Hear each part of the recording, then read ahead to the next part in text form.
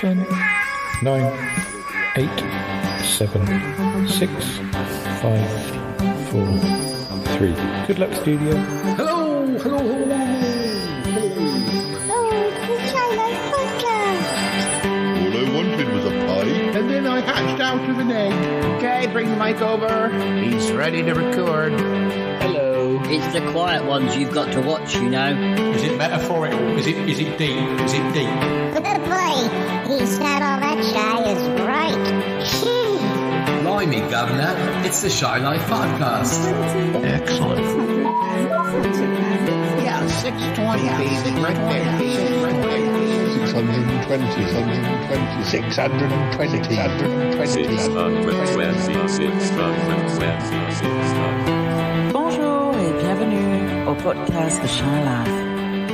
Hello and welcome to yet another episode of the Shy Life Podcast with me, Paul the Shy Yeti. How are you doing? I'm all right. So, what we're doing this episode? Well, we've got a returning guest. We've not seen him since 2019. Well, oh my!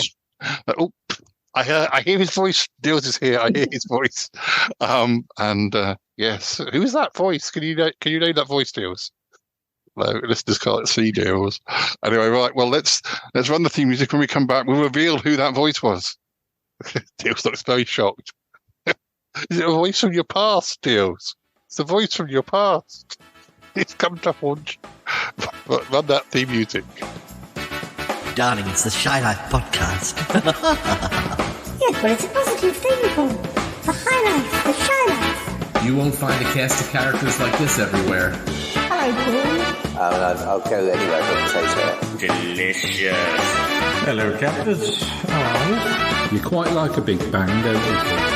Oh, yippee. Go Shy Yeti. Oh, he hasn't found out my secret. Yes, he has. If you thought that was bad, just listen to this. Yeah, I am strangely drawn to Yeti Uncle John's ankles as well. Has the Shy Life Podcast slowed down? I don't think so. It's all gooey and meaty and yum. Has anyone seen my hot sausage? Oh, I can't wait for it to begin. It's the Shy Life Podcast. I like that. Yeah. Marvellous, Paul. Hi there. And we're back. So, listeners, can you guess that? Actually, we should do it like they do on some guest. Say something, and we'll see if we can guess who you are. Oh gosh, I don't have anything good to say. I was gonna do our intro catchline to our podcast, but that would just give it away. Oh, that's okay. I think it's okay to reveal who you are.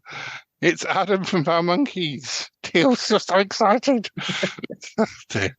Adam, it's good to have you here. I was looking at, when I say you haven't been here since 2019, it's not strictly true because you've sent messages in and there may be some other things you've done for us, but I couldn't possibly comment. You may have done acting things. Maybe. But it's mysterious. It's mysterious. But what was I was going to find the actual episode number. Where's it gone, Deals? It is. Where is it? When you said 2019, I couldn't help myself. That's why I yelled, "Oh my!" I can't believe it's been that long. Yeah. You were last here on episode 295. Which was November the 9th, 2019. My goodness. I think, it's been a long time, Teals. We've finally lured him back. Oh, dear. So, one of the things we're going to be talking about is, or the majority of what we're going to be talking about, is music. Yeah. And particularly music that we're currently listening to now. I've broken my rule this year. I mean, really, I have to have you to thank for getting me back into modern music because I was kind of I'd lost my way. I'd lost my way sometime in the teens. I think music's sort of come back to being more like what I like. Somewhere in the middle of the teens, it kind of went a bit unembellished, a bit sort of, well, like that Robin album that came out. That was a few years ago now, wasn't it? What was that one called? There was the most recent Robin album. It was very minimal compared to her noughties and early teens albums, and I just didn't like it as much because I like all the bippy boppiness, and there didn't seem to be enough bippy boppiness for me. Right. What was it? Was that album called Honey? I know. I think so. Yeah, Honey. Yeah. No, I agree with you completely as far as that album, and like it's pleasant enough, but it's and even because I somehow missed out on like the first album of Dua Lipa, but going back to it, it's not the kind of Dua Lipa that I like, in that I really like the sort of the most recent album, which is much more embellished and I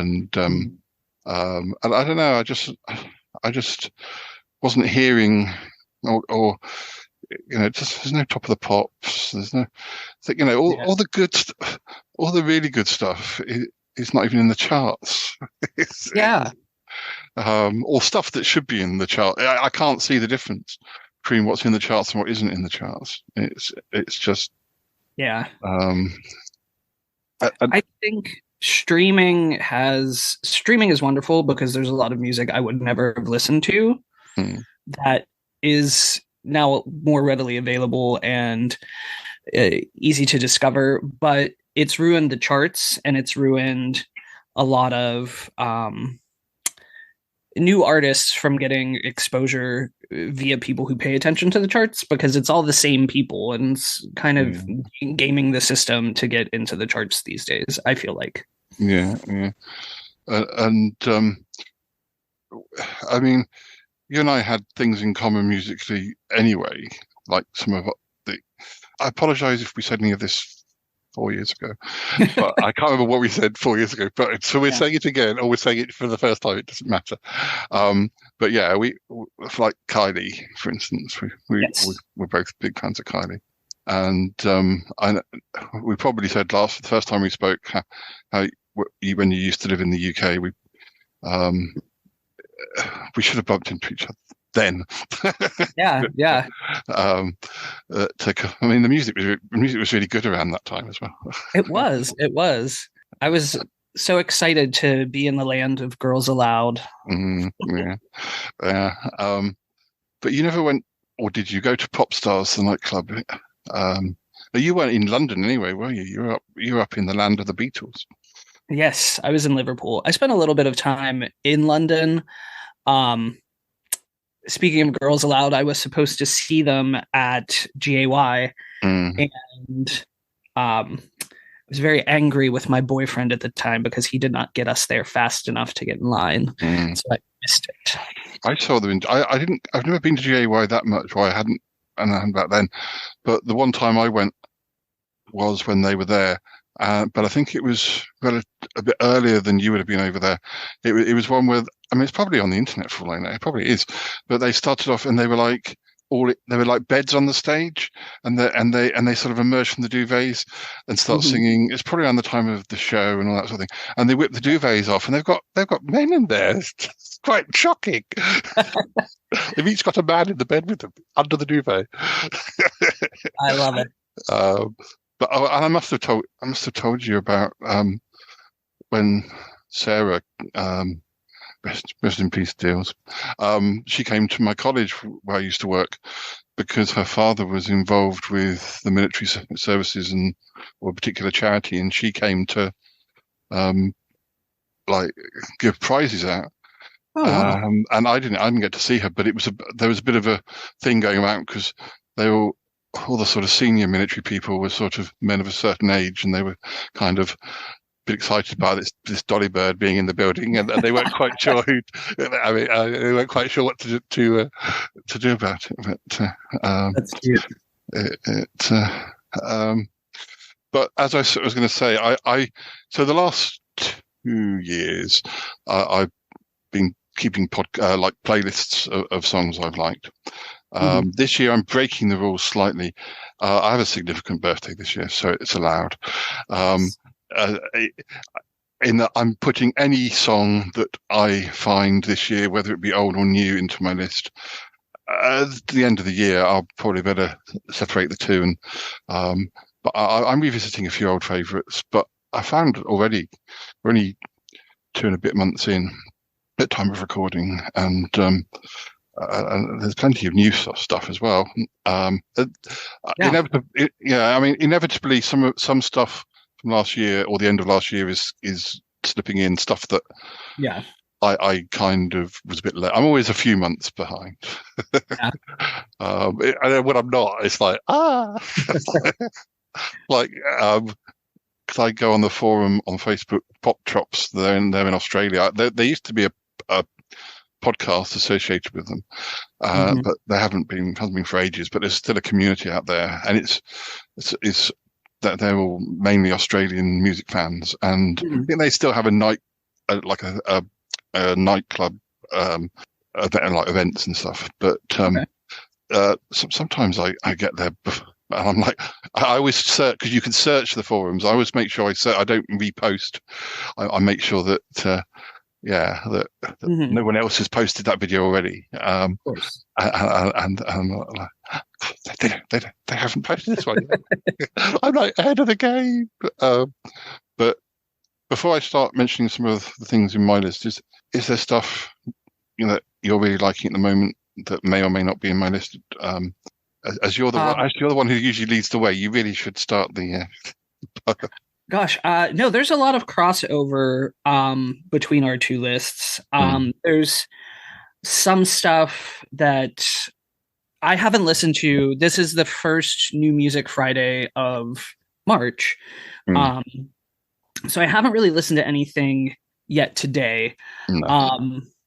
And I know your main way to listen is not the same as mine. Like I'm Spotify, and you do Amazon, I think. Yes, I do. Yeah. But it doesn't always tell me that much that's new, that or I'm not looking in the right places. So you're one of my main sources. YouTube is one of my main sources in that it often sort of thinks, oh, he's playing this, or try and get him to listen to this that's a bit similar, or it thinks it's a bit similar. But I really should be being a bit more like, I should be going on Spotify more and looking at new playlists and stuff. Yeah, it's hard to keep up, but like at least some of the things I like about Spotify, there are plenty of problems with it. But if you follow or listen to specific artists, they create a playlist for you called Release Radar, and it gives you all of the new releases of everybody you're following. And sometimes some things that you may like. And then there's a couple of like I follow the Pop Justice new music playlist and stuff like that. And that's usually how I discover stuff. But I took a quick look, and I didn't see any artists that I was super excited about. But have you heard the new Churches song? Two things you just said, I think, because I was going to say the Radar. I think I saw that for the first time today, and it had like a remix of the new Sophie single in there. But if it's to do with what you follow, I probably don't get as good as I should, because I don't necessarily, as I don't use it all the time. I probably don't follow enough bands. I haven't heard the new Churches single, I don't think, but weirdly enough, Toby played me a Churches song today, and he sort of described it as the new Churches, but then when pressed, it was 2 years old, so it wasn't so it wasn't new. But so no, I haven't. I'll have to send that to you. It's pretty good. It's called Over, and that I think came out last week. There was a new Icona Pop song last week that made it onto my February list. Listening to those two a lot, and there's and I wish I knew where I found this song, but it's an artist named Lemar, Lemar, and it's called Future Love. And it kind of gives me a little bit, and I know he goes by a different name now, and I apologize for not knowing it, but Terrence Trent D'Arby. It's a bit like late 80s R&B pop sort of Terrence Trent D'Arby, Jermaine Stewart, that sort of vibe. I'm really enjoying that. But because then wasn't there a Lamar who was like associated with X Factor or something like that? Is this a different Lamar, or might it be that one? I have absolutely no idea. It could be that Lamar, because it looks like he's had albums out since 2003. Oh, that might be him then. I tend not to. I don't really watch X Factor. Or haven't. I don't even know it's on anymore over here. But I'd always be less interested in male artists than female artists. I mean, I didn't really discover Girls. I mean, Girls Aloud were before the thing of Pop Idol, were they? I think they weren't X Factor. And I didn't follow them being made. I think I was authentic, Deals. I was authentic. I heard the song and thought, well, this is good, and then followed them from there. I didn't, because sometimes it can get a bit. You followed somebody all the way through on a TV program, and then you kind of feel you have to follow them even. Or I think the reason, perhaps people have one big single and then you don't hear them is because it's all down to the material, and you might follow them through the series, but if the music's no good, you don't want to buy it. But, right. I can verify that is the Lamar. Cool. Still around. Still around. Quite a long time. I don't really know what his hits were, but I definitely remembered the name. I don't know either, and it would have been around the time when I was like pretty actively following that. Kind of once I remember I was on a very illegal, shady website when I was in my undergraduate, and that's how I discovered Girls Aloud, because I was essentially following what was released in Europe that wasn't being released here, because I was a massive pop music fan. So I kind of always paid a little bit of attention to what was on Pop Idol or X Factor after that, just because Girls Aloud was a smash and sounded like nothing else, but nothing ever really lived up to the promise of Girls Aloud. That was a kind of lightning in a bottle. Yeah. Before I mentioned some of the things in my list. So as I say, some of them are going to be really. There's going to be one or two really old songs I've discovered. Mostly if you're watching TV shows, for instance, American Horror Story sort of directed me to at least two different bands. One actually won't be in the list because I think the last series of American Horror Story sort of bridged the years. It was like the end of 2022, and so I think some of them fell into. But there's at least one song that I'd never heard, but we'll come to that in a minute. But I think before we go on, it's time for me to talk about the Yeti test. Yes. I'm probably going to giggle rather than what the Yeti test actually is. So I don't know that I've mentioned it on the podcast, but I have shared it with Adam, so I should share it with the listeners. The Yeti test is the test I use as to how good a song is, a new song, if I hear it. If something happens, then it passes the Yeti test. If it doesn't, or it takes a while, then we don't know why it happens, except that I'm old and very emotional these days. If I listen to a song, it's not because it's sad, it's because it's brilliant. If I listen to a new song and it makes my eyes leak a bit, or a lot, particularly if I've listened to it 100 times in a row on rotation, then it's past the Yeti test. And sometimes that happens like first go, and really if it's going to get into my playlist, it needs to have passed the Yeti test. And I love the Yeti test. It's my favorite thing. I always feel very proud whenever I send you something and it passed the Yeti test. So yes, it's I think the Yeti test has probably always been there to a certain extent. I just think it's more prevalent these days, but it doesn't always happen though. So some things don't pass the Yeti test. And listeners, not every song Adam sends me past the Yeti test, but I think good 85%, if not more, do. So, which is a pretty good.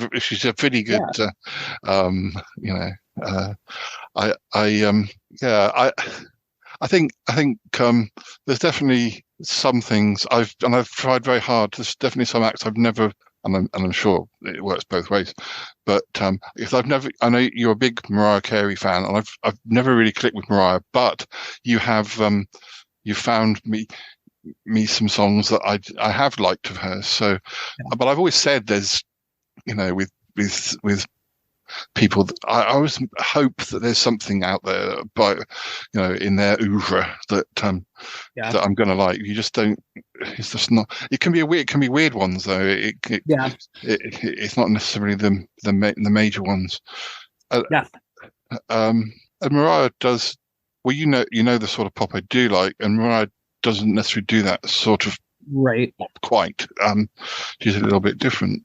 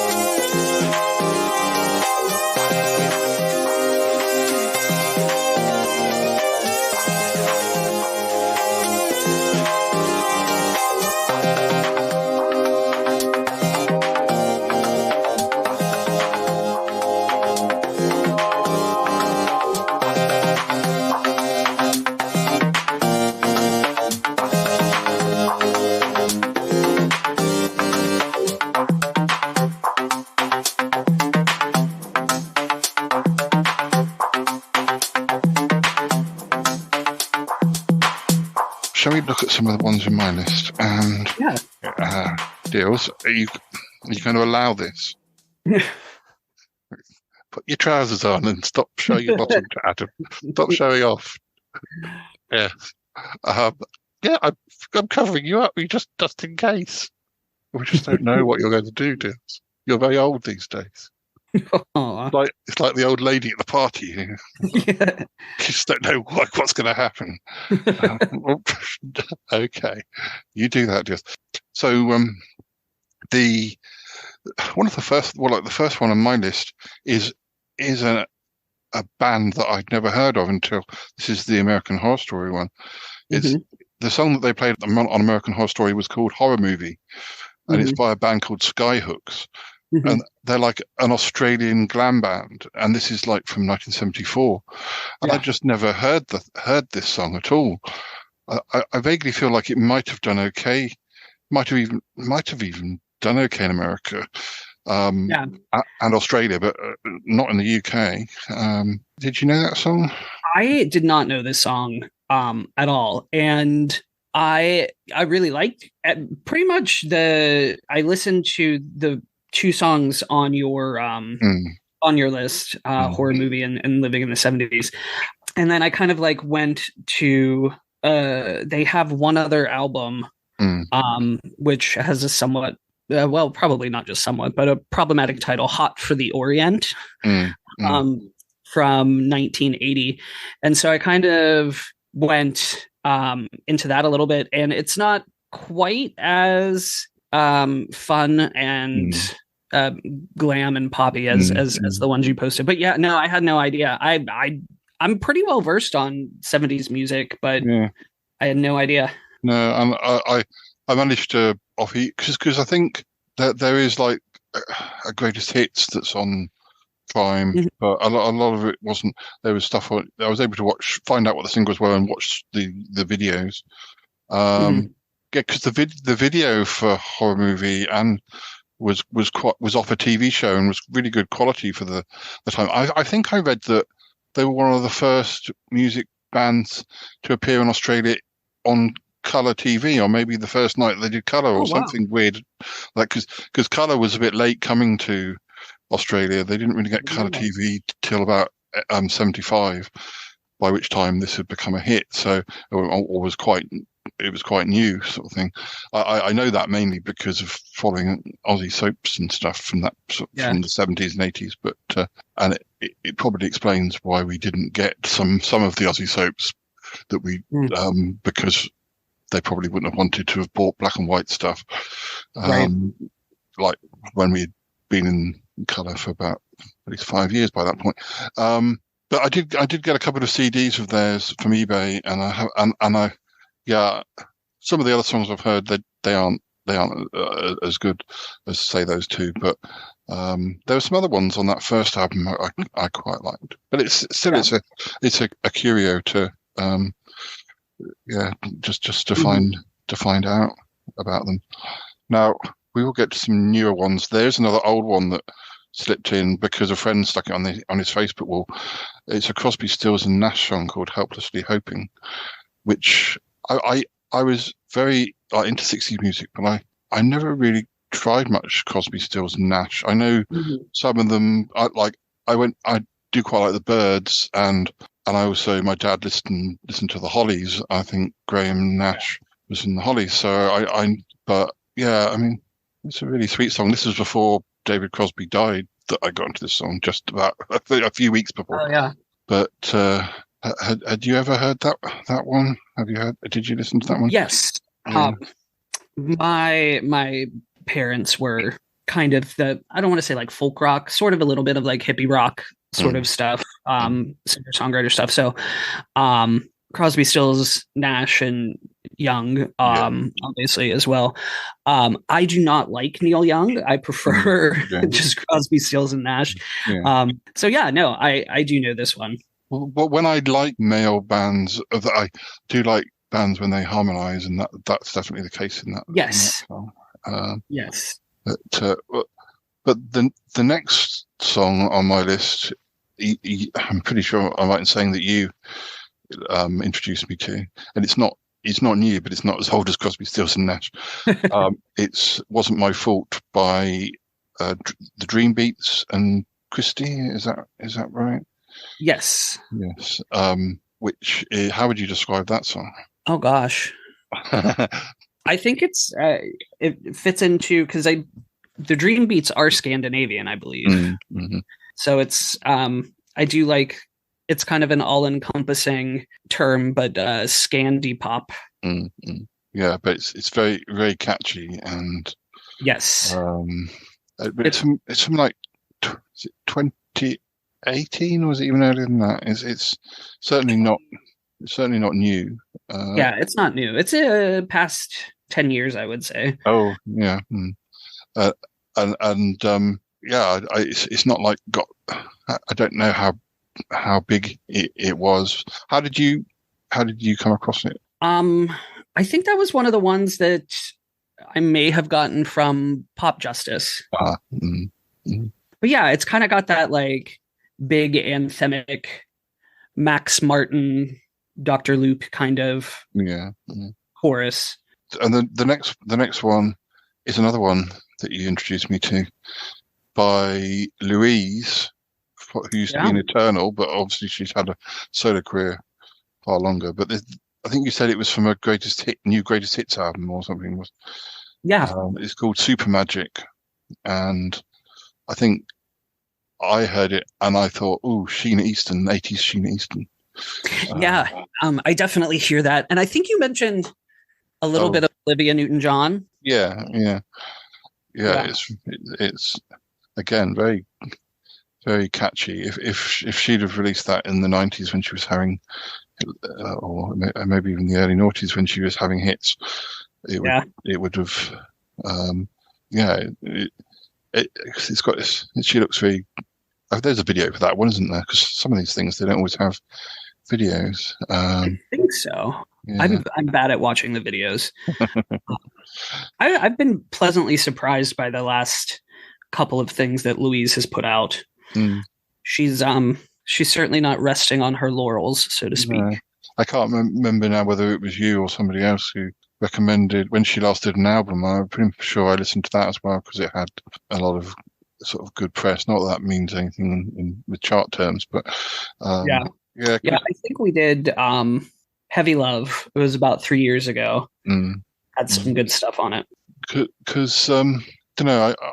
Sometimes I try and forward the what do they call it? Pass it on or whatever. So if you recommend me a song, then I might try and recommend somebody else who I think will like it. But I sent it. I think I sent the Dream Beats and Louise at the same time, and I think they like the Dream Beats, but they're a bit sort of Louise. So I think she has a bit of a sort of, her reputation is a bit sort of long time ago, footballer's wife sort of thing. Which is a shame because it's a really, really good song. Yeah. The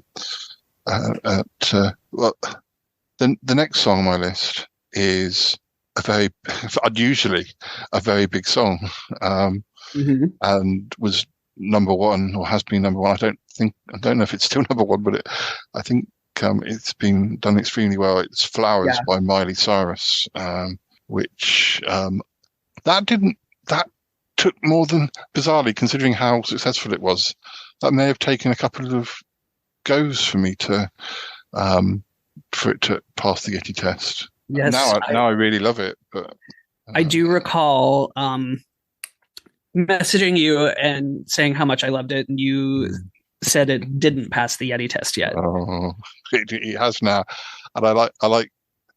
It's almost like it's like an instant classic. You can imagine people will still be playing that. Yeah. And the lyrics are good. The actual sort of the height, the feeling behind the. Yeah. But I think because I kind of got used to the Miley from the last album, it seemed quite simple by comparison, or quite sort of. It's softer. Yeah. In a certain respect. But it'd be interesting to see what a whole album worth of. I'm excited for it because I'm not a huge Miley fan. I like more of her stuff than I think. I think I'm a bigger fan than I probably realize. But Flowers is probably the best thing I've heard from her in a while. The Plastic Hearts was a good album, but the track with Dua Lipa, Prisoner, was that what it was called? Yeah, that's right. Yeah, that was probably the last one that I was like super crazy about. And I got really into that album she did the sort of country or modern country type one. Oh, yeah. The one album before. That's what sort of, don't quite remember what order I stumbled across that, but I don't think I'd really taken her that seriously. You know, she might do the odd song I quite like, but but yeah, now I'm sort of, she's one of my top most acts that I get sort of excited for. I just like her voice and how deep it is inside. Although it's not in Flowers, it's quite. But some of the stuff on Plastic Hearts, it's really sort of see what her range is. And no, she's got a incredible, very unique voice, and I think she's. It's rare that a pop singer, in some respects, is a good musician as well, and not just necessarily like a good singer or good stage presence or something like that. And I think she's like a really solid, good singer and musician. Yeah. The next one on my list, we're coming up to a glut. You can see that I got into them all in one row, so we will cut them as one thing, but we'll come back to them because they're all old ones. Most of them are old ones anyway. But the next one is a new one, and it's because it's Digging Deeper. It's Alison Goldfrapp solo single. Yeah, I don't know much about. I know that she was. I guess it's not surprising that she's doing a solo album after all this time. But where do you stand on Goldfrapp? I absolutely love Goldfrapp. And that's what Dale said. I'm interested in this because it seems like she's pairing off with established or like respected dance music producers for like separate tracks. So I don't know if that's the concept of the album, because she had there's another single called Fever, which is not the Peggy Lee version, fortunately or unfortunately. But like Digging Deeper was credited to her and Claptone, and Fever is Alison Goldfrapp and Paul Woolford, who's done a bunch of remixes of stuff that I really like. They remixed the second to last Jessie Ware single, Free Yourself. And I think they did some of the remixes for Mel C's last album. So well, I look forward to. It's not. I suppose it probably is a few years since the last Goldfrapp album, but it doesn't feel that long. Goldfrapp is one of the few bands I've actually done. Usually I prefer to have conversations sort of about music, but I can't remember what particular episode, but I did do a section in an episode just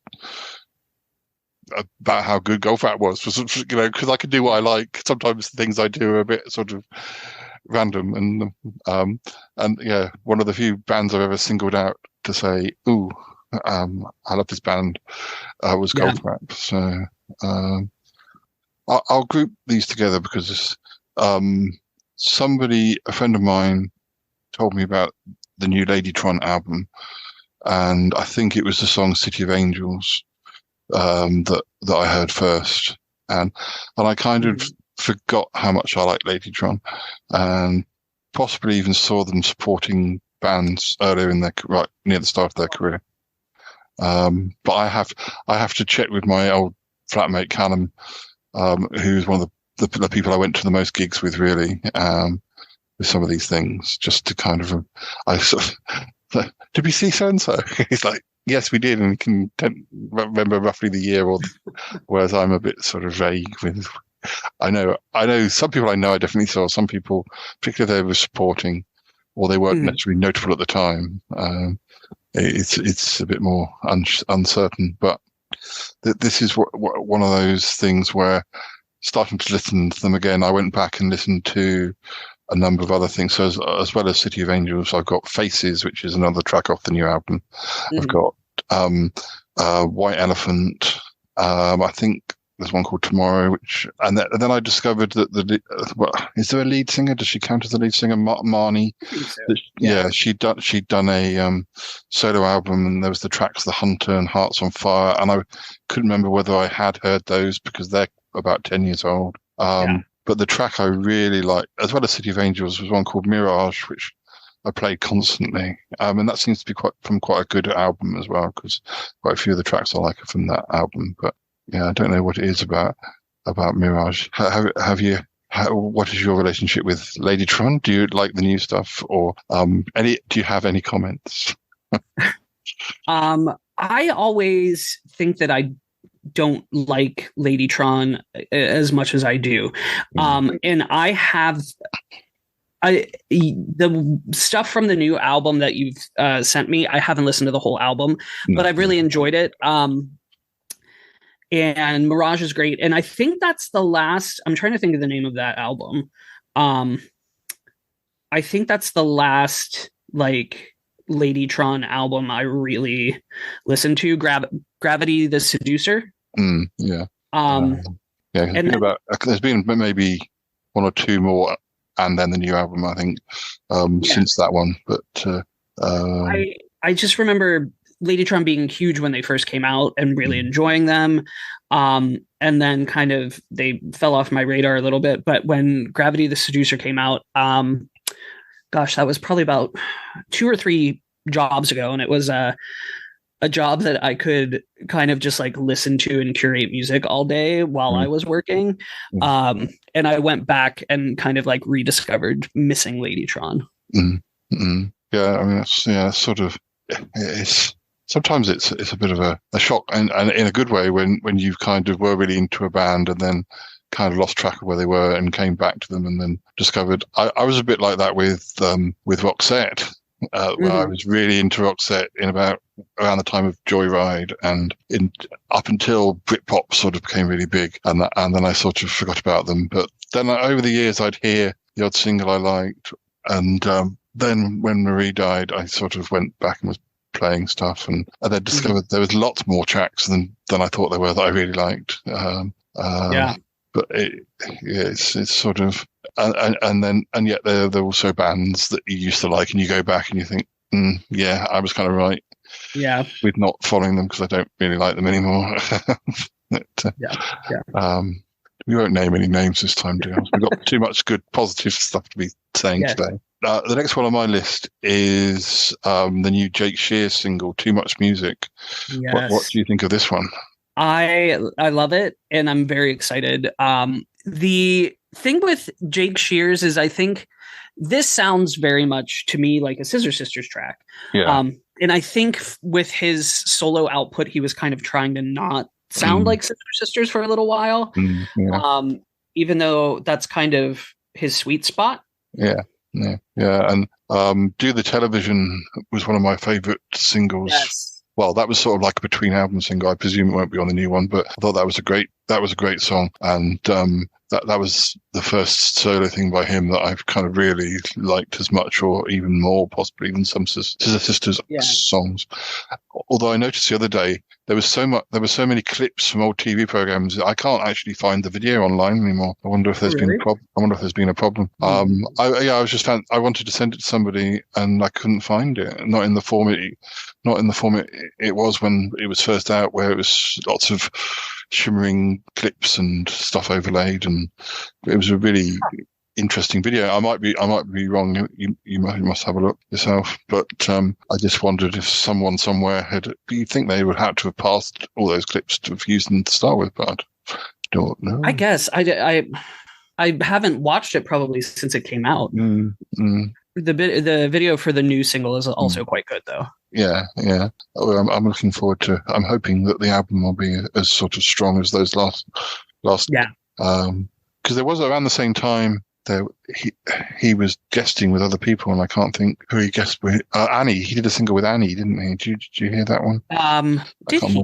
Yeah. I had to have heard that. Yeah. I know he did a track with Bright Light that I really liked. Yeah. And Purple Disco Machine, maybe? Or who was that? Boys Noise. Mm-hmm. I've heard that one. I'll have to check that out. It's one thing I find when I'm editing episodes is that I end up going off to particularly if we're doing music and basically we're making the episode up off Wikipedia, we might come across things that we've never heard of, and then I'm kind of or a certain song that was number one in 1975 and we'd never heard of it. I've gone and explored it and then maybe explored some of the other songs. It's taken me an extra 3 hours to edit the episode. But the next song on my list it's not a new Jarvis Cocker track, but it's from a film that I've forgotten the name of the director. Wes Anderson film. Okay. It's called Lean, which it's a cover version. What I didn't know is that he'd done a French sort of, I guess they're mostly 60s songs, a cover version album around the same time as this movie. And I do like Wes Anderson, and I haven't seen this particular one, so I apologize, I've forgotten the name. But anyway, the video appears to be, or the video I saw online appears to be the title sequence of the film, which there's a cartoon. It's not one of Wes Anderson's cartoon or animation films, but the title sequence is animated, and he appears to be walking through it as a cartoon version of Jarvis. I'm imagining if it's French, it's the movie's called The French Dispatch. Yes, that's right. I think it's his most recent one. I was going to buy a copy, but it was still quite full price at the moment. But I'll have to see. But I think I was a massive Pulp fan, and yes. I think it was yesterday or the day before I learnt that Steve Mackey from the band had passed away. Oh gosh. He was only 56. I think. I don't know much about what happened. I think it was an illness, but yeah. Anyway, I was a big fan of Pulp, and I saw them in '95 around the time that Different Class came out, and I saw them again years later after they'd sort of dispersed and then come back again. I think it was for like a charity thing. I think it was at the Royal Albert Hall. I guess maybe Jarvis's first solo album I quite liked, but I want to like more of his stuff, and I recently really enjoyed the book he wrote about. It was just sort of part autobiography, part about his hoarding, and each little anecdote was linked to a particular item that he'd found in his loft. And so I like, if I see something where I saw, I think it was at the school you went to in Liverpool, the one that Paul McCartney's connected with. I think it was actually at that school. He was interviewing Paul McCartney for something a few years ago. So, if there's anything I can see with Jarvis involved, and I know he's done a lot of radio stuff, but I just don't tend to listen to radio a great deal. But that's the school that I went to. Yeah.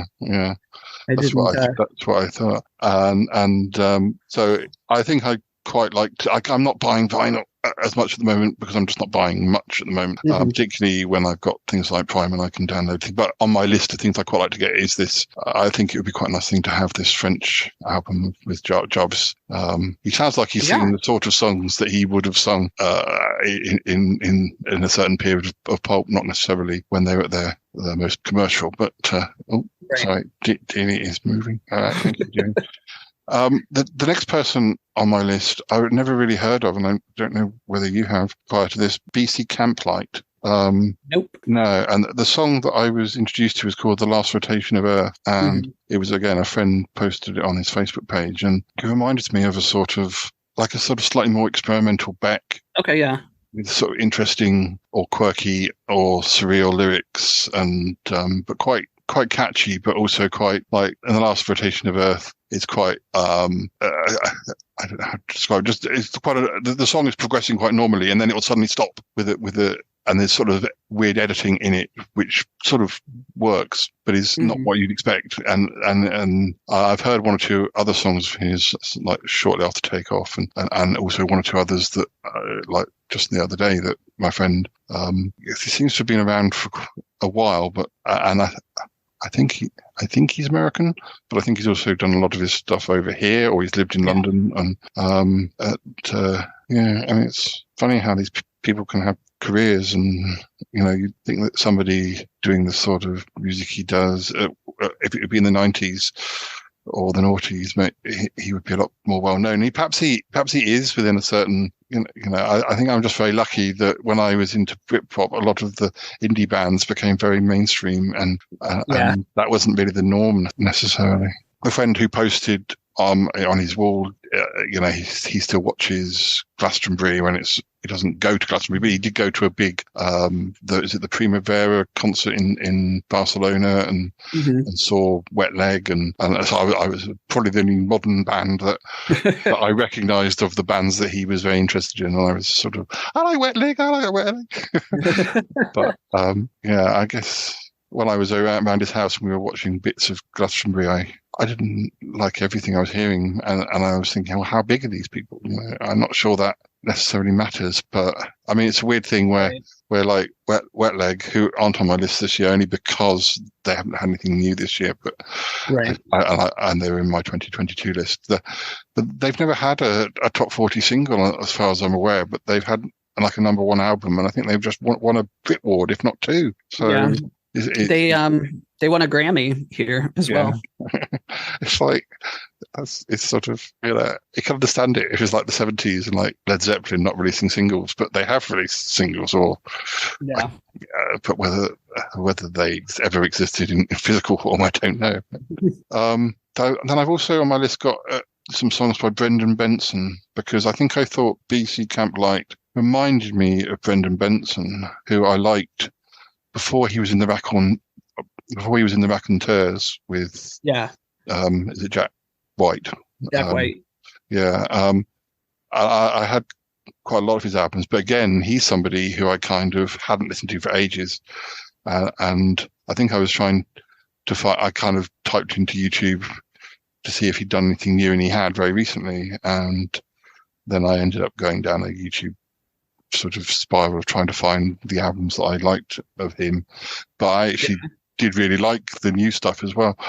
It didn't seem like he changed a great deal in the best possible way, but I am entirely unfamiliar with Brendan Benson, and I couldn't have told you what band he was in, but that's interesting.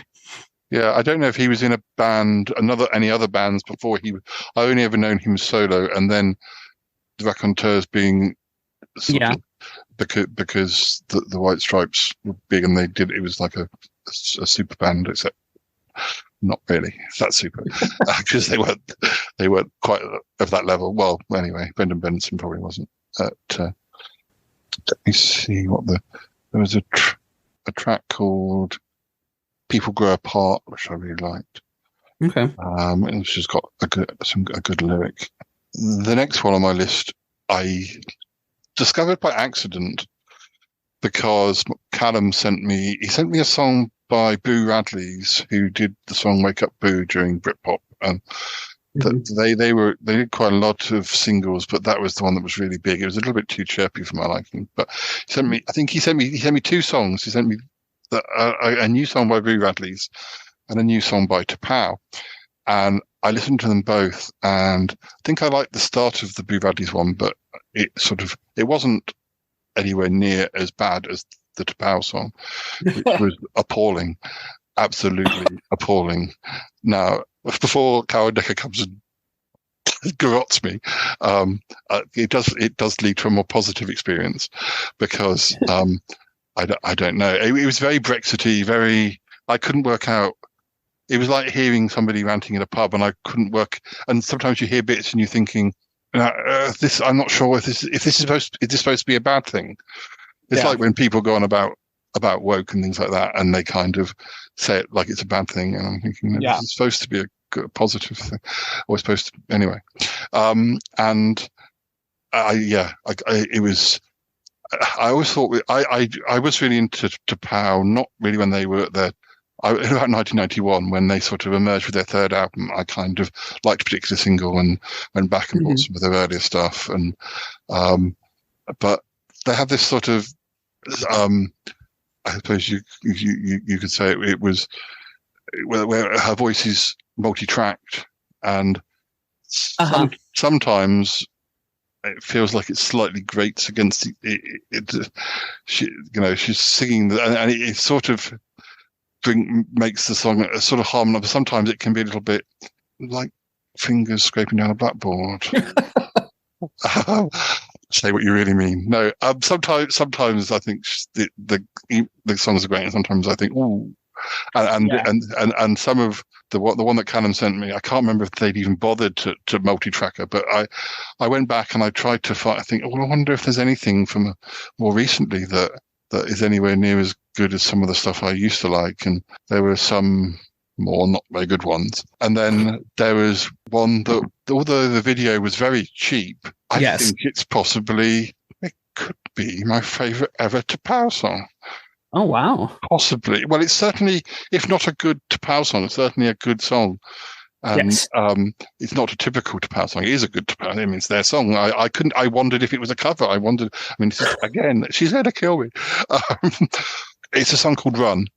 And I think I said to you, it reminds me like something off, not that they were bad Mel C albums, but they're good album, good and better. And I think like her most recent one was one of her best. It reminds me of something like sort of slightly dance pop or sort of, and I was wondering, and it's written by the usual people. And I was just thinking, gosh, that's really, really good. And it's a shame it wasn't a hit, or you almost think it's a shame they couldn't have given it to somebody who had more chance of making a hit. Not in a nasty way to them, but the chances of them having a big hit again is very, very unlikely. And it feels like somebody else could have maybe made it a hit. I'm not sure who, but bit wasted on them. Yeah. Carol Decker is going to come after you. Yeah, you'll protect you and Delia will protect me and the dogs. Even though you're in the wrong country, but we'll get virtual reality. Adam will turn up. Will appear like a guardian. Anyway, let's hope she doesn't listen to Charlotte's podcast. I mean, let's hope she doesn't listen to Big Fatty Online. Now the next song, which I really like, is Breaking the Circle by Sophie Ellis-Bextor, which is the first single off her new album. And the video literally came out a couple of days ago. The song had been out a few weeks, but yes. I mean, I've loved Sophie Ellis-Bextor since before when she was in a band called The Audience, and I think I probably like. I think when she had her biggest success with things like Murder on the Dance Floor, I think maybe her first album is probably my least favorite album of hers. Yeah, even though it was really big and it was really good at the time, but I think she keeps on doing things that are better. Yes, I think she's become much more interesting the further away she gets from kind of the mainstream. Yeah. And she's probably one of the only people, well, other than Jessie Ware more recently, but I don't know that how good Jessie Ware's material is before that recent-ish album. I've never really listened to her stuff before that, whereas Sophie's been good forever. So I feel like she's like the nearest sweet thing we've got to a Kylie or a Madonna. Yeah. As far as a British act that does great pop music and consistently for like 20-something years. I mean, Kylie's honorary British anyway. But, but I really loved the video, but it also slightly worried me that I guess they don't have it. It looked really good. She looked really good, and I loved it because I love close-ups on people, and I like seeing people's faces, and she isn't sort of front and center the whole thing. But there were times it looked like it had been filmed in a slightly upmarket swimming pool or changing room. Yes. Not as bad as that, but well, it's not bad at all. It still manages to look very glamorous. But when I'm thinking about, could you think of what I might be thinking about when I think of a video that was filmed in basically toilet cubicles? What song do you think I'm mentioning? Oh gosh. I know that there's definitely a Sugar Babes video that was filmed in toilet cubicles. Yes, which is now it's Easy, isn't it? Yeah, it's just one of my favorite Sugar Babes singles, but I mean, I'm sure it was a very high class. It wasn't probably even a real toilet cubicle, but for thinking about nightclubs I've been into, and you know, at 3 o'clock in the morning, you don't want to. I don't know if I can't imagine that girls' toilets are much better than men's toilets, but yeah, I just didn't. I think the Sugar Babes deserve better, but it just gave me flashbacks. I think Sophie's. It reminded me more of a swimming pool changing room. It's just the tiling, the little square tiling. But although they were nicely read. Why are we talking about this? It's my fault.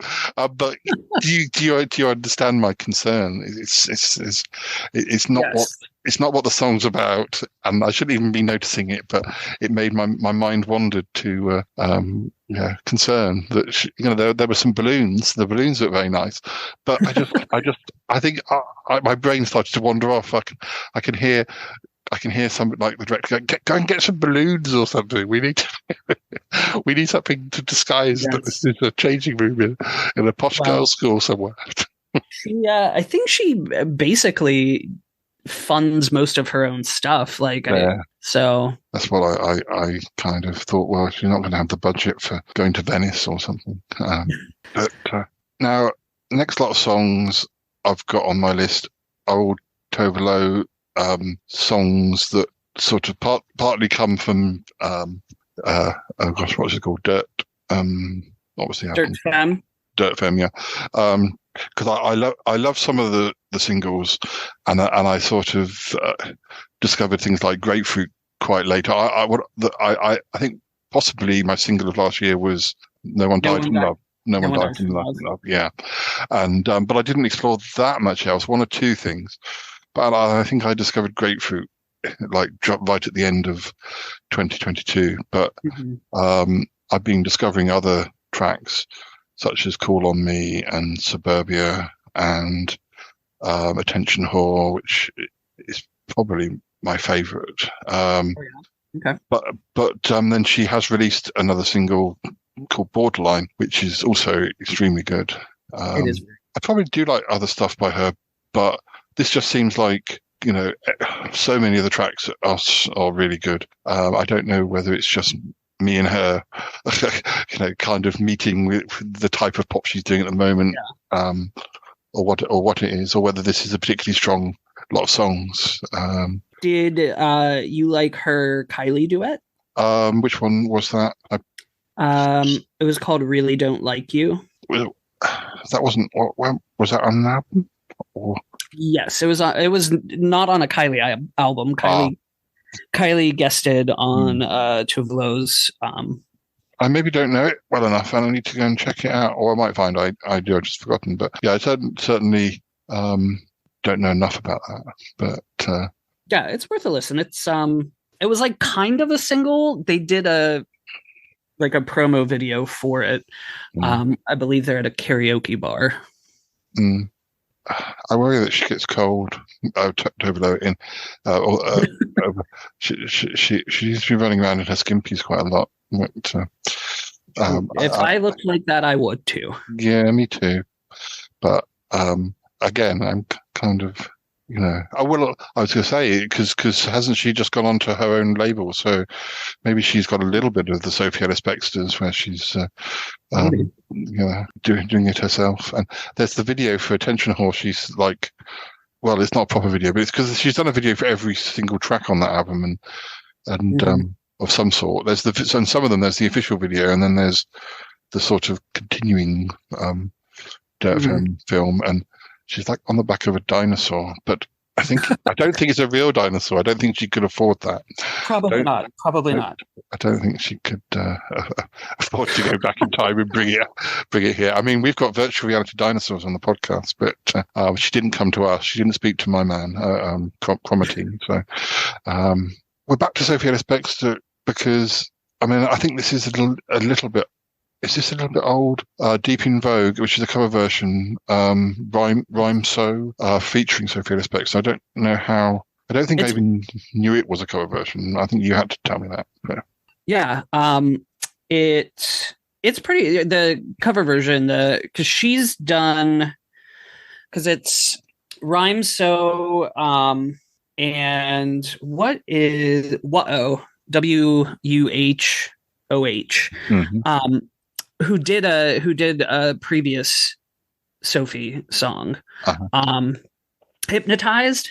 Oh, yes. Oh, right. Yes, I Hypnotized was great. That was last year, wasn't it? That was on my list last year. Yeah. Yeah. But yeah, it's a cover of a Malcolm McLaren song, and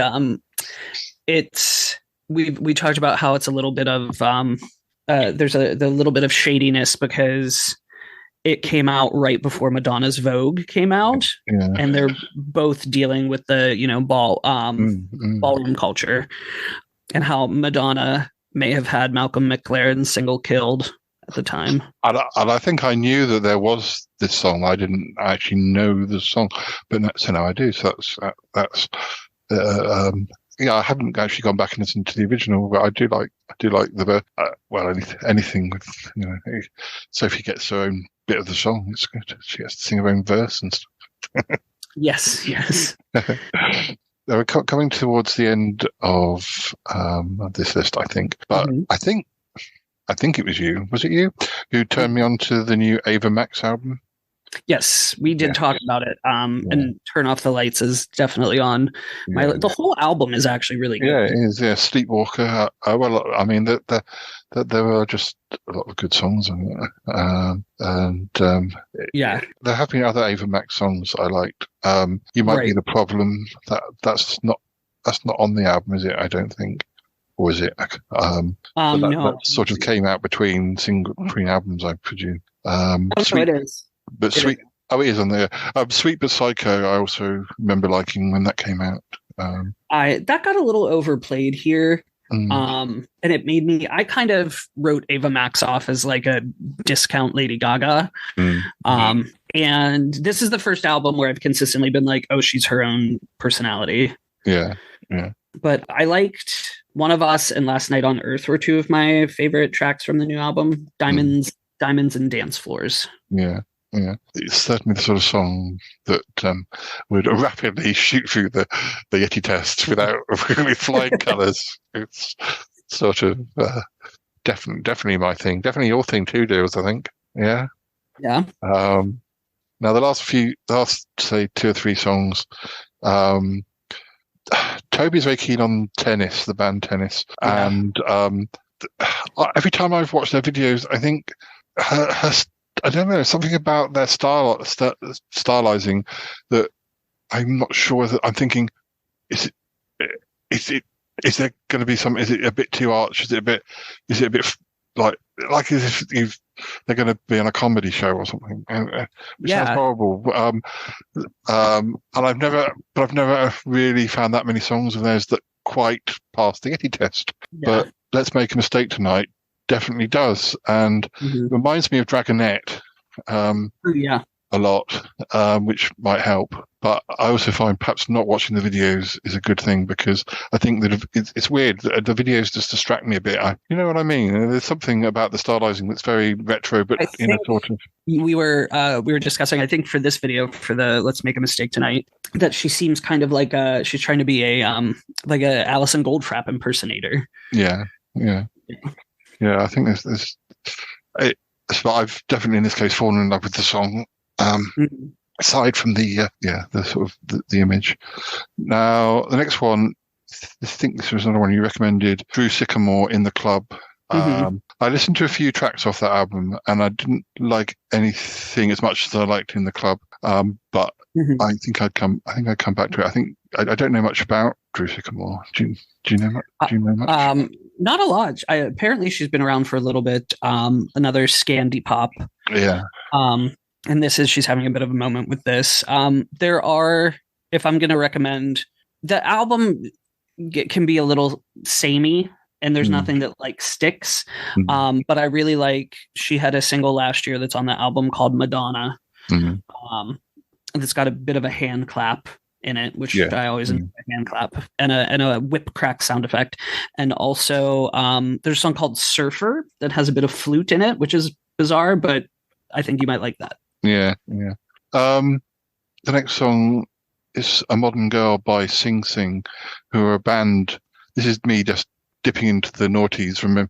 I can't remember what triggered me off or what made me want I'm sure it was just somebody else posted something, or I was just thinking about associated people from this band, because one of the singers was in a band called Lush, and I've read the other singer's autobiography recently, and I don't know quite what it was, but I forgot how good Sing Sing were, and that particular album which was their second was, and there was another song called Lover off that album, which is really good. I was just very pleased to find that it was actually, in the times of streaming, some more obscure songs on smaller labels can go sort of missing.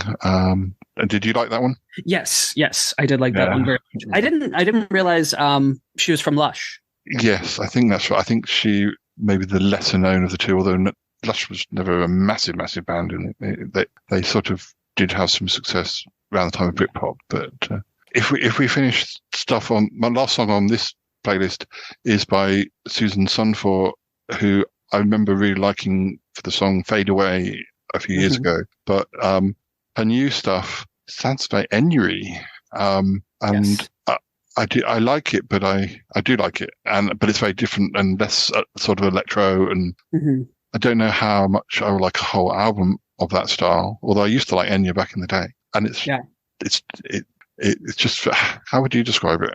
It feels like her voice is almost more suited to that style in some respects. Her voice has always kind of like been a bit dreamy and sad for me, in a good way.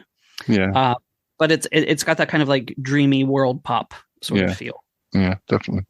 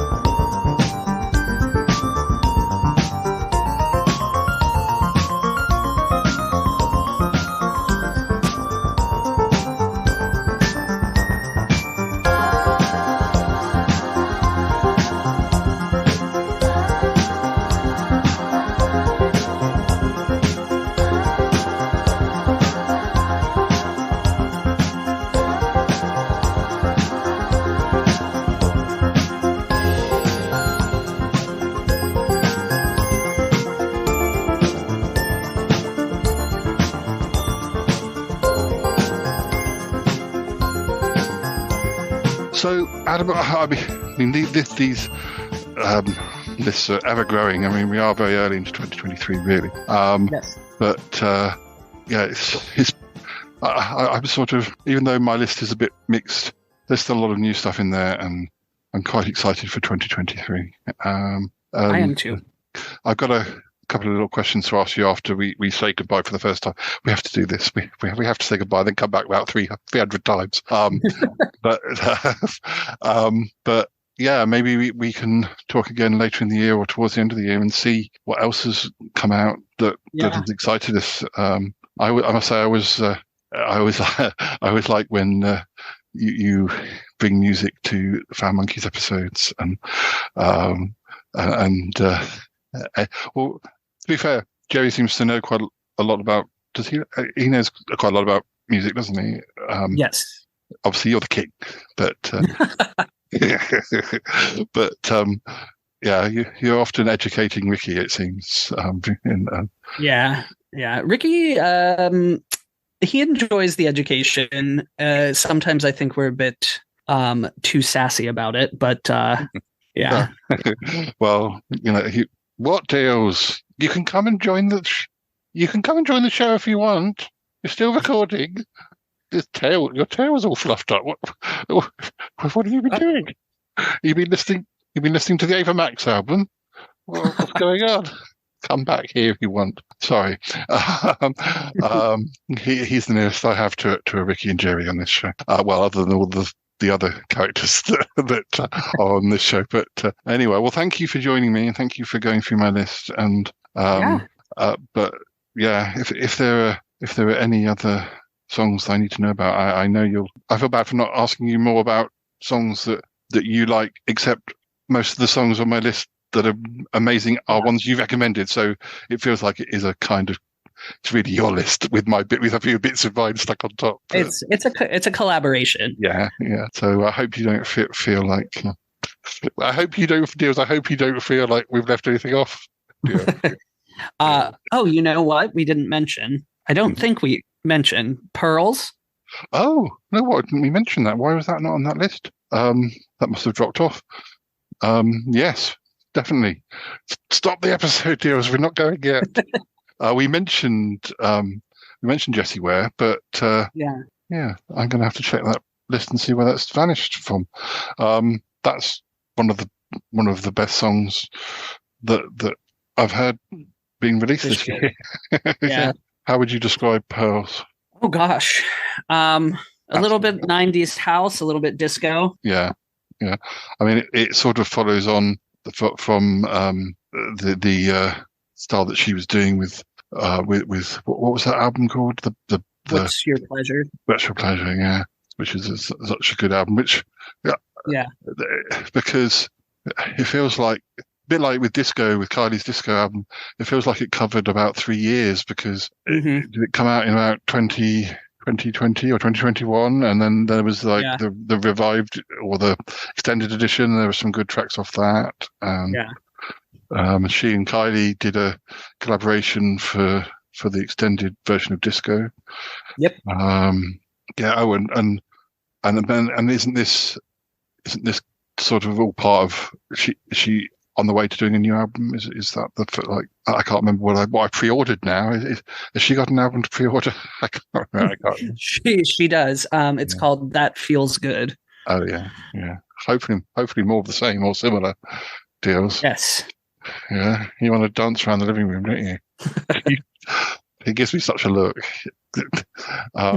Anyway, yes. Well, thank you. Yes, thanks for mentioning that. I don't know where I'm going to have to jump back on that list and make sure that I was listening to the playlist yesterday when I had to go out and about, and now I think about it. Yeah, I think it might have fallen off the list. It's got to go back on. I don't know what's happened there. I mean, and that one definitely didn't. I would have strutted down Staines High Street with far more sassiness had that been on my list. Anyway, a couple more questions after we say goodbye. But thanks once again, and we'll have you back again soon, and keep up the good work on Fan Monkeys. Thank you. Thanks for having me. Pleasure. Bye for now, listeners. Bye-bye. Bye.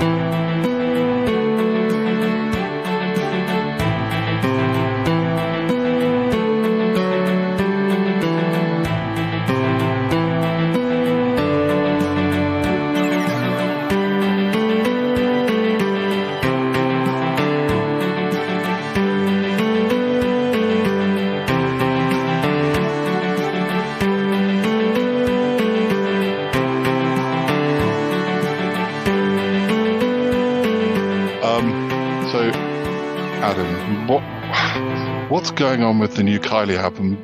What do we know?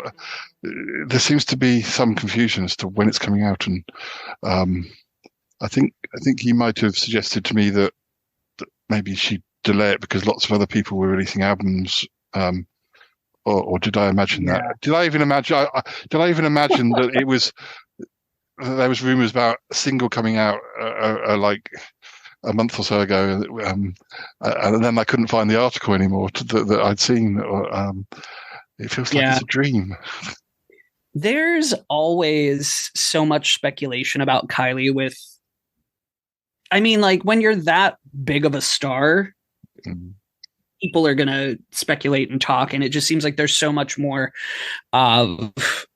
rumors swirling around, like people like her and Madonna about like what it's going to sound like and when the singles are going to come out. There was definitely an article that said she was going to release a single ahead of her World Pride appearance. Which has just happened, I think, or has it happened, or it's around this time, isn't it?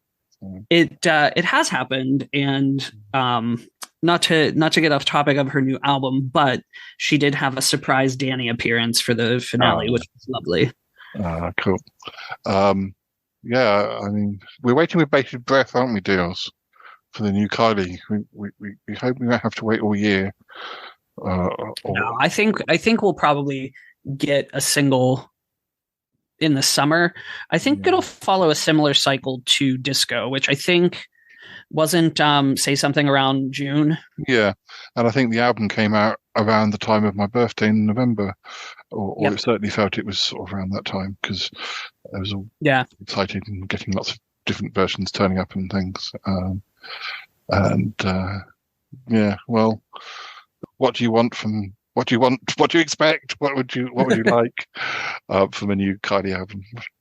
I think that she's gonna go a little more modern. I think that she's gonna go in probably a similar direction to Jessie Ware, whereas it felt like Jessie Ware's What's Your Pleasure album was very a bit Human League and a bit like kind of like 80s synth pop, and then she's kind of going a little bit more 90s now, I think, with the singles Free Yourself and Pearls.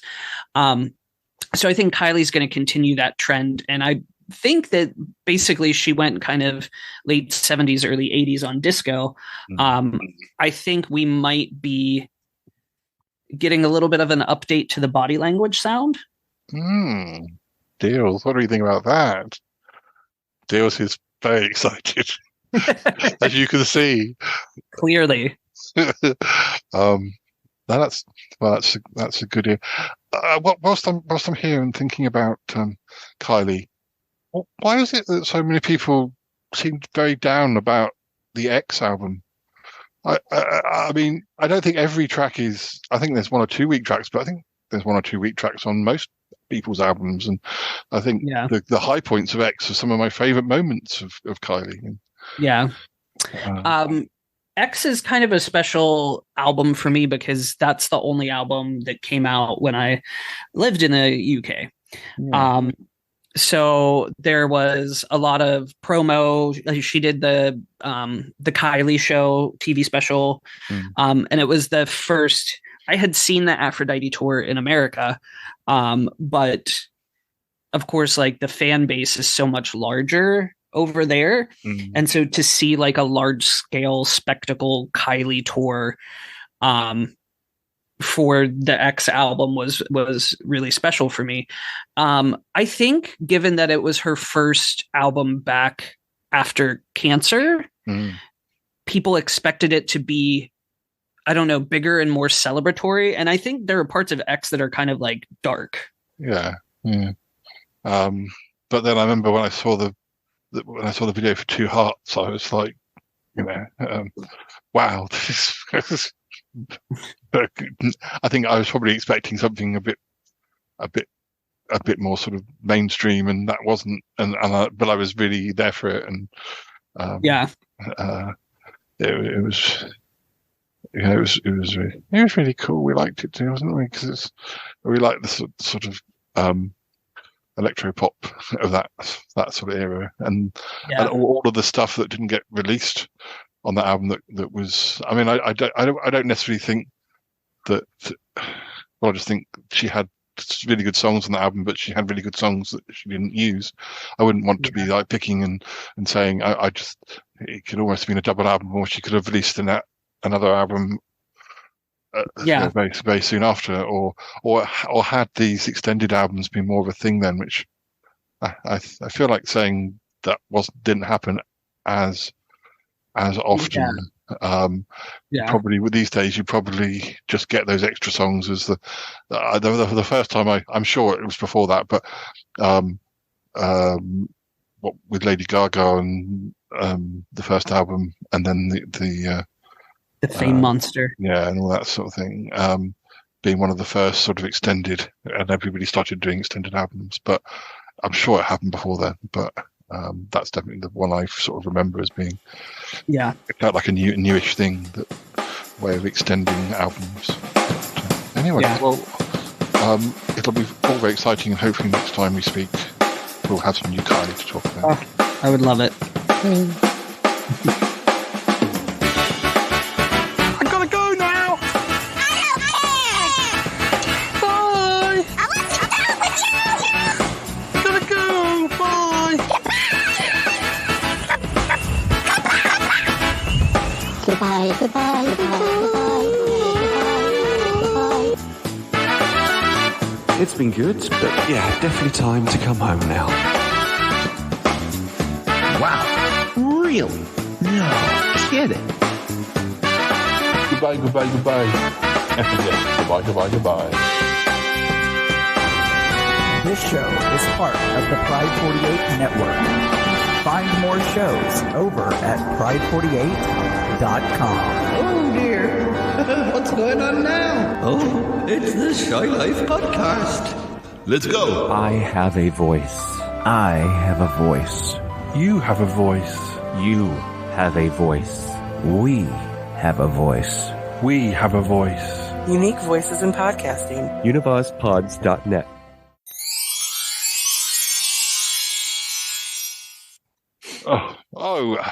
Adam, are you still here? I'm so glad there's me, Yeti Uncle John. It's been a while since I saw you. I don't know if I think we may have spoken behind the scenes last time. I don't think we ever interacted, but I know you're a pop guru, aren't you? Yeah, that's me. Yeah, it's quite a pleasure. I am a listener of the Foul Monkeys. You know, I do know all about. I mean, I've only listened to the ones you're on, but you've been on it a long time. It's quite. I just wanted to ask. You know, I'm known for my merchandising, and I do merchandising for Paul, but I've also quite a lot of pop merchandising now. If you hear anybody saying that there's merchandise where the ink runs on the t-shirts, it's not true. It's not true. It happened once. It just happened once. Unfortunately, the weather in England can be a bit bad, and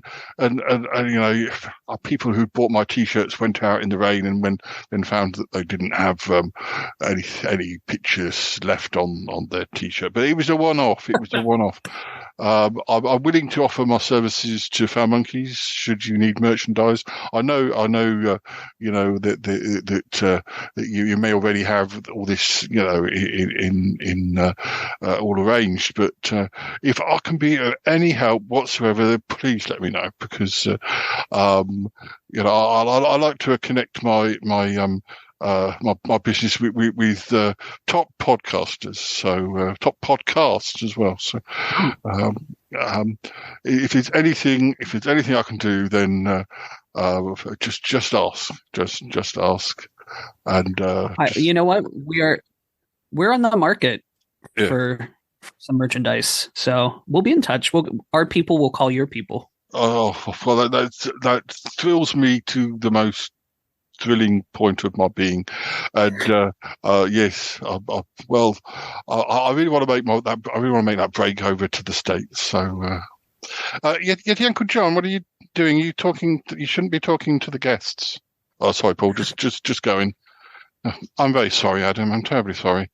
Whatever he said, if he tries to say that any part of his business is legitimate, then please don't listen to him. Don't do a single thing with merchandising with Yeti Uncle John. It'll be the ruining of you. It'll be the ruining of you. But good to know now. Yes. Oh dear. Oh, dear. Come on, Dealey. We need to go and sort Yeti Uncle John out. Well, we better go. It's been great speaking to you. We'll speak to you soon. Oh dear. What is he up to, Dealey? Oh dear. That's perfectly normal on the Shy Life podcast. Perfectly normal. He ain't all that shy. No. I've met him. Oh, kitty, Dealey. Kitty. Oh, I love Dealey. 620. No, wait. Yeah, 620, baby. Right there. 620. 620. Yeah, you got your big 620 there. This is just the weirdest thing I've ever heard. I did find the deals. Please. Can you not show your bottom on the screen? the listeners can't see it, but you should be wearing a Merkin deal stuff. I didn't realize it was that kind of podcast. Deals. Here we go. I had it all up on the screen. I have so many tabs open on my computer, like ridiculous amount of tabs. Always. Deals, can you sit down? Like. See, your dogs don't do this, do they? On Found Monkeys, it's just no, they're much better behaved. Yes, they are. Macduff is listening though. He's sitting over here in one of his many beds, like being really quiet, Jules. I suppose you are being quiet, but here we go. I'll chop all that bit out. That'll go on the outtakes bit, Jules.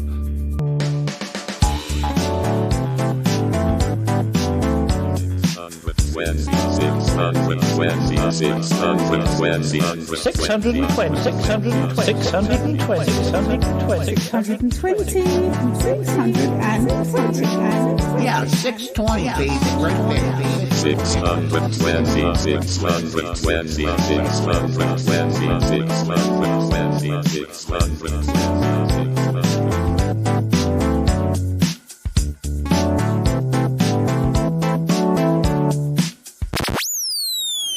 Oh my god, is this show over with yet?